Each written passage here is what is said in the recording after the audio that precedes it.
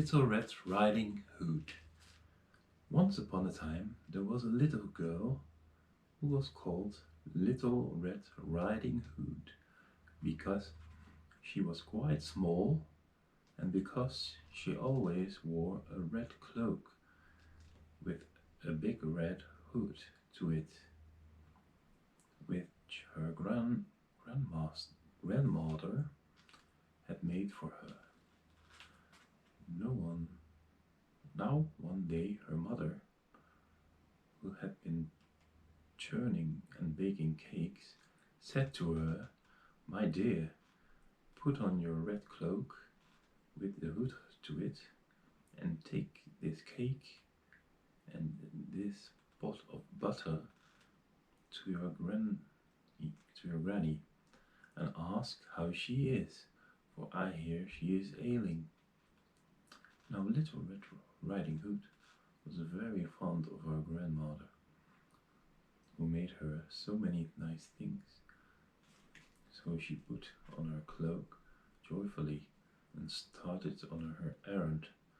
But her grandmother lived some way off, and to reach the cottage Little Red Riding Hood had to pass through a vast lonely forest. However, some woodcutters were at work in it, so Little Red Riding Hood was not so very much alarmed when she saw a great big wolf coming towards her, because she knew that wolves were cowardly things, and sure enough the wolf thought, but for the woodcutters he would surely have eaten Little Red Riding Hood, only stopped and asked her politely where she was going. "I'm going to see Granny. Take her this cake and this pot of butter and ask how she is," says Little Red Riding Hood. "Does she live a very long way off?" asked the wolf craftily. "Not so very far if you go by the straight road," replied Little Red Riding Hood. "You only have to pass the mill, and the first cottage on the right is Granny's. But I am going by the wood path because there is such a lot of nuts and flowers and butterflies." "I wish you good luck," says the wolf politely. "Give me respects to your grandmother and tell her I hope she is quite well." And with that he trotted off, but instead of going his way he turned back, took the straight road to the old woman's cottage and knocked at her door. Rap, rap, rap. "Who's there?" asked the old woman, who was in bed. "In bed?" "Little Red Riding Hood," sings out the wolf, making his voice as shrill as he could. "I come to bring dear Granny a pot of butter and a cake from Mother, and to ask how you are. Pull the bobbin and the latch will go up," says the old woman, well satisfied.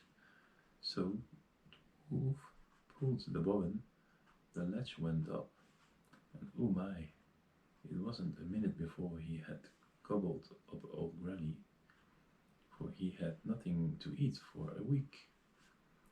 Then he shut the door, put on Granny's nightcap, and getting into her bed, rolled by himself well up in the clothes.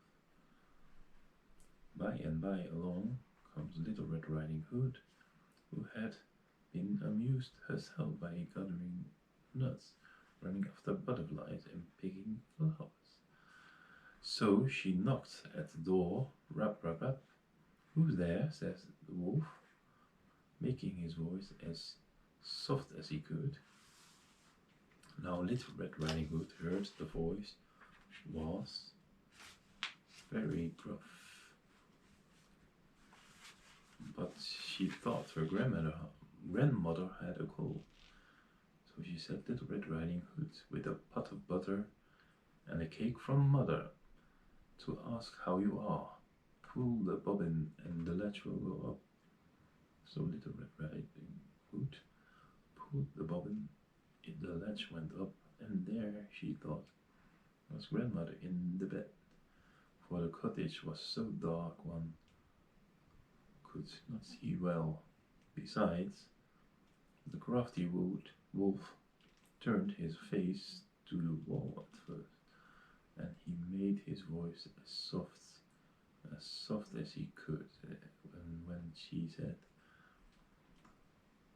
when he said, "Come and kiss me, my dear." Little Red Riding Hood took off her cloak and went to bed. "Oh, Grandmama, she said, what big arms you've got. All the better to hug you with," she said. Said he. "But Grandmother, what the big legs you have. All the better to run with, my dear." "Oh, Grandmama, what the big ears you've got. All the better to hear with, my dear." "But Grandmama, what the big eyes you've got. All the better to see you with, my dear." "Oh, Grandmother, what the big teeth you've got. All the better to eat you with, my dear," says the wicked wolf. And with that he